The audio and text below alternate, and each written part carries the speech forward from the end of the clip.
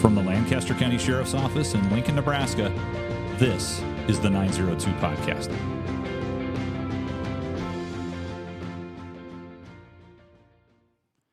Welcome to the 902 Podcast, and we are live in studio today. This must have been what they felt like after the TV thing started. Yes.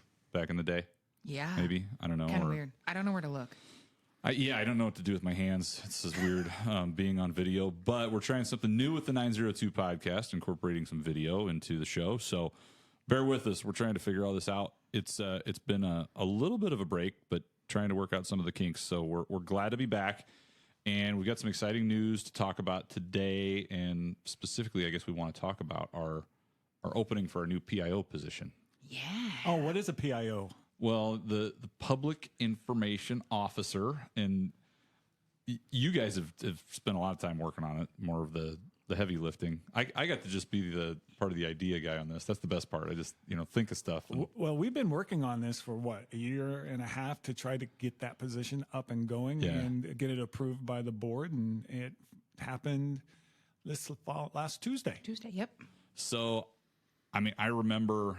we've talked about it in theory. Obviously, we take communication stuff pretty seriously here. And, Sarah, you and I have worked on social media together for quite a while. And our PIO type of our communication job has kind of been an ancillary duty. So yes. It's just been something that we've had people pick up and help with, but it's really never gotten maybe the full-time attention it deserves. Yeah, it's time consuming. People don't think it is, but well, and number one, it's time consuming because we want people to be intentional, strategic about it, Ben. It's communications is in our strategic plan, and we've got some bigger goals when it comes to messaging and making sure that we're communicating with the public effectively. But Sarah, I remember this is almost 2 years ago now. I'm sitting in my dorm room in Quantico, and I start to see on Twitter that there's wildfires in Lancaster County. yes. And It was on a Sunday. Yeah, It was on a Sunday. Yeah, it was a weekend. And we started exchanging text messages, and before too long, you were up, I think, on Twitter pushing out updates about the fire locations, where things were at. And it worked just like it should have. Well, we got so many more people coming to our site and doing that on Facebook and Twitter at that time, because we became the agency that was leading the information off, because Captain Scriven was in the Emergency Operations Center and giving us updates, and then we're feeding Sarah that so that people could know exactly what was going on. Yeah. And so, Sarah, you and I and people prior to us have, like we said, split up those duties before, but I think that really drove it home, at least in my mind, maybe for you too, but just how important like real-time updates when we've got an emergency situation going on were. Yeah, I think it was kind of a learning curve for us. There was probably some things I put out that maybe shouldn't have went out, but, nothing was life critical about that. And it was really just, it needed to happen now. And yeah, like you guys say, I was in Costco and Ben called me and said, I'm gonna need you to start getting stuff out on social media. And I'm like, all right, let's go. Like, sorry, honey, wrap up the shopping. Yeah. But it was definitely a good learning curve, and we need this, and we need it more than just some graphic designs going up on our social media accounts. Well, for sure. And I mean, Ben, I think there's probably a public expectation, and I think rightly so, that your public safety agencies are pushing out information, especially when it involves, critical incidents like that. Well, yeah, because people were wondering, okay, do I need to get out of here? Do I need to get my horses out of here? And it was happening really quick because it was so windy that day, and that fire was just flying through everything, and it was going miles really quick. So that was really important for us to be able to get that out to the people. And also there's folks, family and all that, and friends that are concerned about the people that lived out there. Yeah, well, without a doubt. And it's if anybody's listened to this show for a long time, they know that that communication is a big part of what we do here, and part of our reason is we want to build trust with the community, and it's part of our mission statement. We want to build public trust, and so this is now morphed into a full-time position at the sheriff's office, and it went live today. It did go live today. So, Sarah, where can people go to find information about the PIO position and apply if they want to? Yeah, so just like all of our positions, it's listed on joinlso.com. And once you go there, there'll be a small description for it. And then click the little public information officer link, and it'll take you to our Apply Now website. There'll be an application process, and then there are some supplemental questions just so we can get to know you a little better. And that'll get you started. It's open for 2 weeks, so it'll close the end of this month. And we hope to get lots of people applying. Well, and one of the things we should probably tell them is the salary. Yeah. It's 82,000 to I got it. 109. 85. 85. Ooh. 289. Yeah. To 109, 262 is the top. So pretty respectable salary. Obviously, a lot of other benefits that go along with that. Full insurance benefits package, retirement, and other options through the county, and we're pretty fortunate here. And they have a great boss. Well, that doesn't hurt either. So, but we're looking forward to supporting whoever it is that comes into this position.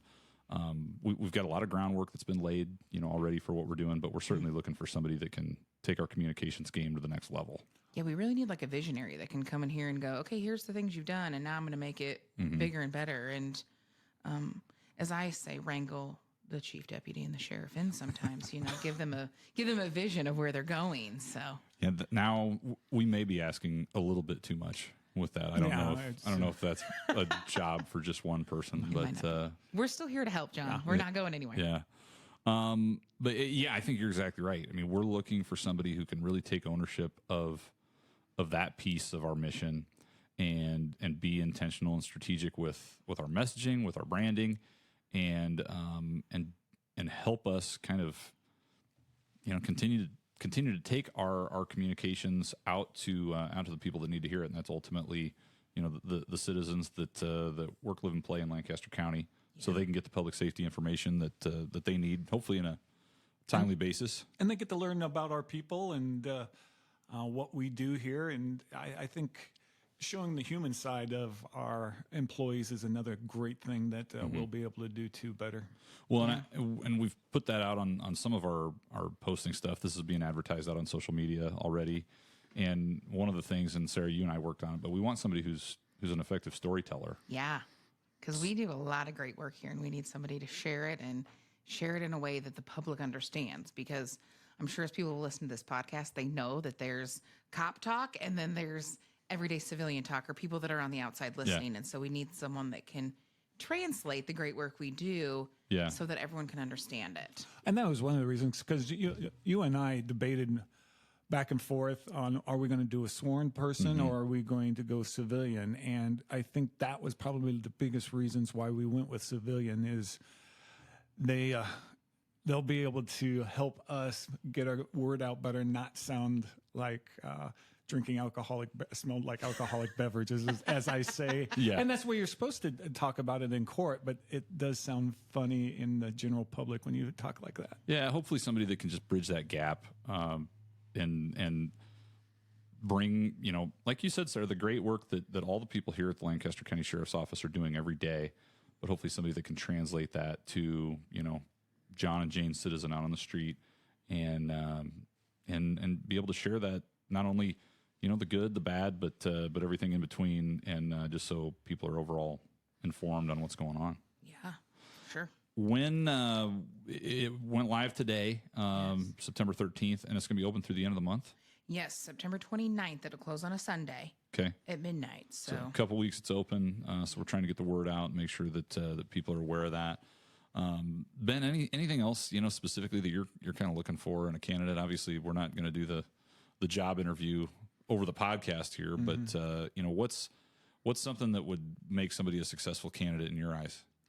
They're going to have to be multi-talented, because, we still have the modern media that we deal with all the time, and they're going to have to be able to deal with that portion of it. But the social media and doing that part of it is a whole different skill set too. But that individual is going to need to be able to do that. And they'll probably need to be a little bit thick-skinned, because us cops around here are a little bit different breed. So public safety is definitely it's a unique culture. but it's also pretty rewarding too. And, yeah, definitely. And everything that this person does is going to make a difference in the community and be a big part of keeping it safe, because that communication piece is so important. And well, another one of the things, and I was probably just as guilty of doing this too, but a lot of our sergeants and captains and deputies don't like to talk to the media and don't do that. And this is that's one of the things I'm looking for this individual to do, is help us be better when the mics and the cameras are in our face, and we have to get that information out, because I do it a lot, you do it a lot, but we're not always going to be there at the scene to do that. And having the confidence and practicing and doing that makes it so much easier. Because when I first started doing it, it was a challenge. And it's probably, Sarah probably say, yeah, it still is for me. But yeah, it takes practice. And that's another thing I'm looking for, is how to make us improve in doing the media and things of that nature. Well, there's certainly going to be some on-camera opportunities for whomever this is, but a lot of the work's going to be behind the scenes too, I think, Sarah. I mean, we're looking for, just what Ben said, somebody who can really help us kind of manage some of the communication stuff, set our folks up for success. We're also looking for somebody that can do some of the content creation as well, and has some background and experience in that. Yeah, for sure. Because I think working in an elected official's office, it's a little different than some other public information officers. We want the badge out there. We want our people to be the ones talking about it. And so it is kind of more of a backseat role for a public information officer. But the behind the scenes and getting everybody prepped and ready is really important as well. So that's kind of a good thing. And I think another thing to note, if people are listening to this kind of outside Lancaster County and don't know, for the most part, we have a really an amazing relationship with our media partners. Yeah. I know when I've gone to classes, people are like, you meet with your media every day if you want to. And I'm like, yeah, we have a 3-day-a-week media briefing that the media comes to us and we talk to them, and we're very open and honest with them. And that doesn't happen in some communities. And so to have a community that supports you is really an amazing thing for us. I think it's a great selling point for us too. Well, and I think it also helps them. Yeah. Because they'll call, we'll give information. We're not,